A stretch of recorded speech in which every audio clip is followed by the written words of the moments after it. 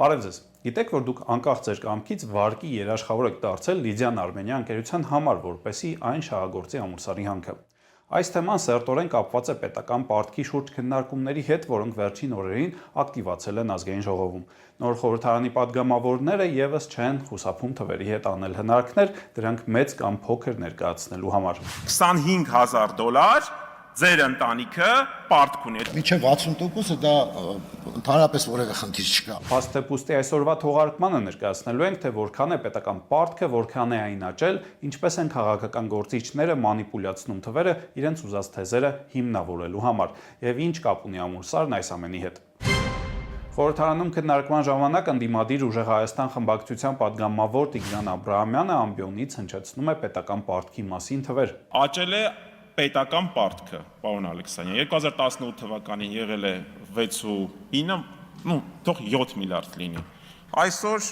14.5 միլիարդ դոլար է։ Падգամավորը միաժամանակ եւ ճիշտ է ասում եւ սխալ, մոտ կես միլիարդ դոլարի չափ։ Հարցը հաշվարկի մեթոդի մեջ է։ Պետական պարտքը այո աճել է։ Գրաֆիկից երևում է, որ Նիկոլ Փաշինյանի իշխանության գալուց մի քանի օր առաջ 2018 թվականի ապրիլի 30-ին Հայաստանի պետական պարտքը եղել է 6 միլիարդ 867 միլիոն դոլար։ Կլորացնենք, կստացվի Աբրահամյանի ասած թիվը։ Իսկ այս տարվա հունիսի վերջին պետական պարտքը պաշտոնապես կազմել է 13 միլիարդ 900 միլիոն դոլար, 600 միլիոն դոլարով պակաս, քան падգամավորի ասած թիվը։ Կրկնեմ, սա պաշտոնապես։ Բայց գրաֆիկի վրա հավանաբար տեսնում եք այս բեկումը մոտ կես միլիարդ դոլարի չափով։ Այստեղ պարտքը ոչ թե նվազել է, այլ փոխվել է հաշվարկի մեթոդը, ինչի արդյունքում թիվը նվազել է, պարտքը ոչ։ Սրան ավելի մանրամասն կանդրադառնանք հաղորդման երկրորդ մասում։ Հիմա վերադառնանք խորհրդարան։ Աբրահամյանը շարունակում է հիպոթետիկ հաշվարկը։ Եթե վերցնենք, որ Հայաստանի Հանրապետությունում շուրջ 3 միլիոն մարդ է բնակվում, ոնց որ վերջին տվյալներով 3 միլիոնից ավել է 3.1 հաշվենք։ Ապա եթե բաժանենք պետական պարտքի թվին, ստացվում է, որ Հայաստանի Հանրապետության 1 շնչի հաշվարկով Հայաստանում պետական պարտքը 4700 դոլարի սահմաններում է ստացվում։ Պատկերացնենք 5 հոգանոց հայկական ընտանիք $25,000 պարտք ունի։ Խնդիրն այն է, որ որքան էլ այս հաշվարկը սիմվոլիկ է, միևնույն է պարզաբանման կարիք ունի։ Պետական պարտքի մարումը կատարվում է բյուջեից, բյուջեն էլ կազմվում է հիմնականում հարկերից։ Այս բանին անտեսում ենք նոր վարկերը։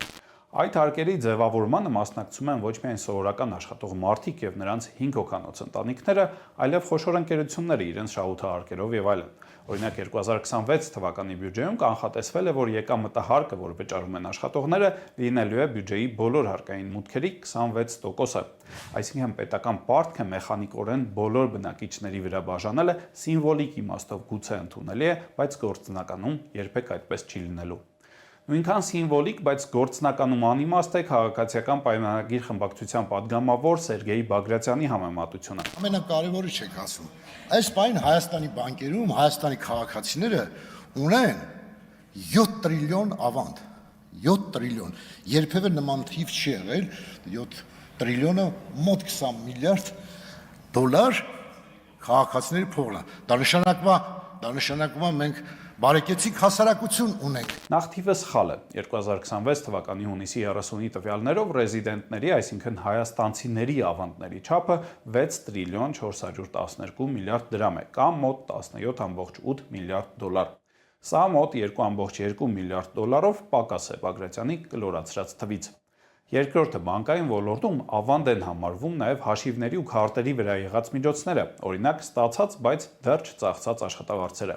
Եթե դրանք էլ հանենք, Բագրատյանի ասած թիվը կնվազի եւս մոտ 5 միլիարդ դոլարով։ Եվ վերջապես ավանդները պատկանում են այդ ավանդները բանկերում պահողներին, ոչ թե բոլորին, իսկ պետական պարտքը բոլորինս է։ Բագրատյանի մյուս պնդումը վերաբերում է պետական պարտքի վտանգավորության աստիճանին։ 47% է մեր պետական պարտքը, վրա կազմում պետական պարտք համախառն ներքին արդյունք հարաբերությամբ։ Պատկերացրեցիք, պետական պարտքը համախառն ներքին արդյունքի 47%-ն է։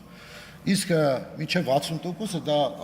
ընդհանրապես որևէ խնդիր չկա։ Չէ, խնդիր կա։ Պետական պարտքի մասին օրենքի համաձայն պետական պարտքը չպետք է գերազանցի նախորդ տարվա ՀՆԱ-ի 60%-ը, ավելին բյուջետային համակարգի մասին օրենքով, եթե պարտքը գերազանցում է նույնիսկ 50%-ը, կառավարությունը պետք է առաջնահերթություններ փոխի եւ թույլ չտա հետագա աճ, իսկ 60%-ի գերազանցելու դեպքում պետք է հատուկ միջոցառումների ծրագիր իրականացնել պարտքը նվազեցնելու համար։ 2021-22 թվականներին կար վտանգ, որ Հայաստանի պետական պարտքը կարող է անցնել այդ շեմը, բայց ռուս-ուկրաինական պատերազմի պատճառով Հայաստանում տնտեսական օգուտներ եղան, պետական պարտքի ցուցանիշը նվազեց, Փաշինյանի կառավարության անելիքն էլ հեշտացավ։ Մեր խնդիրը այն չի, որ մեր պարտքը հանկարծ 10 կամ 15 միլիարդ չլինի։ Մեր խնդիրն այն է, որ մեր աշխատավարձը կամ համախառն ներքին արդյունքը ի վիճակի լինի, այսինքն մենք մեր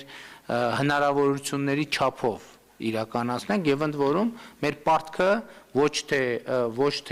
ՀՆԱ-ի նկատմամբ ոչ թե աճի, այլ նվազի։ Հիմա այդ պարտքը պաշտոնապես նախորդ տարվա ՀՆԱ-ի մոտ 45%-ի չափ է։ Ինչու եմ շեշտում պաշտոնապես, հիմա բացատրեմ։ Հիշում եք պետական պարտքի աճը ցույց տվող գրաֆիկում այսպիսի կտրուկ նվազում կար։ Սա կառավարության առաջարկով ընդունված նոր կարգավորման արդյունք է, որով փոխվել է պետական պարտքը հաշվելու բանաձևը։ Պետական պարտքի հաշվարկից հանվել են կենտրոնական բանկի պարտքը եւ կառավարության ներքին երաշխիքները, բայց այս երկուսը չեն չքացել, դրանք ուղղակի այլ տեղերում են հաշվարկվում, ոչ պետական պարտքի մեջ։ Կարող ենք մեխանիկորեն գումարում անել ու միավորել պետական պարտքը, կենտրոնական բանկի պարտքը եւ կառավարության ներքին երաշխիքները, կստացվի հենց 14.5 միլիարդ դոլար, ինչպես նշել էր ընդդիմադիր падգամավոր Տիգրան Աբրահամյանը, բայց պաշտոնապես ներկայացվող թիվը 13.9 միլիարդ դոլարն է, որի մեջ ընդամենը 8 միլիոն դոլարը համայնքների պարտքերն են, մնացածը կառավարությանը։ Իսկ ինչ են կառավարության ներքին երաշխիքները։ Պատկերացրեք, ձեր ծանոթը դիմում է ձեզ, ասում է՝ վարկ եմ ուզում վերցնել, կհամաձայնես երաշխավոր լինել։ Հենց այսպիսի իրավիճակում կառավարությունը համաձայնել է երաշխավոր լինել այն վարկին, որը վերցրել է Լիդիան Արմենիա ընկերությունը Ամուլսարի հանքի շահագործման նախապատրաստման համար։ Ստացվում է, որ եթե ինչ-որ պատճառով Լիդիան Արմենիան չփակի իր վարկը, այդ վարկի փակումը մնալու է Հայաստանի Հանրապետության ուսերին, մեր ուսերին։ Այս տարվա հունիսի վերջի դրությամբ Հայաստանն այդպիսի ներքին երաշխավորություններ է ստանձնել 173 միլիոն դոլարի չափով, դրանից 150 միլիոն դոլարը հենց Լիդիան Արմենիայի համար ստանձնած երաշխավորությունն է։ Ամփոփենք, մենք ձեզ ներկայացրինք, թե որքան է Հայաստանի պետական պարտքը, ինչպես կարելի է այն ավելի փոքր ցույց տալ ընդամենը հաշվարկի մեթոդը փոխելով, ինչպես են պետական պարտքի ստեղծագործ ներկայացումով իրենց թեզերն առաջ տանում իշխանական եւ ընդդիմադիր падգամավորները, եւ այս ամենի հետ ինչ կապ ունի Ամուլսարի հանքը։ Դուք որոշեք, որն է փաստ, որը փուստ։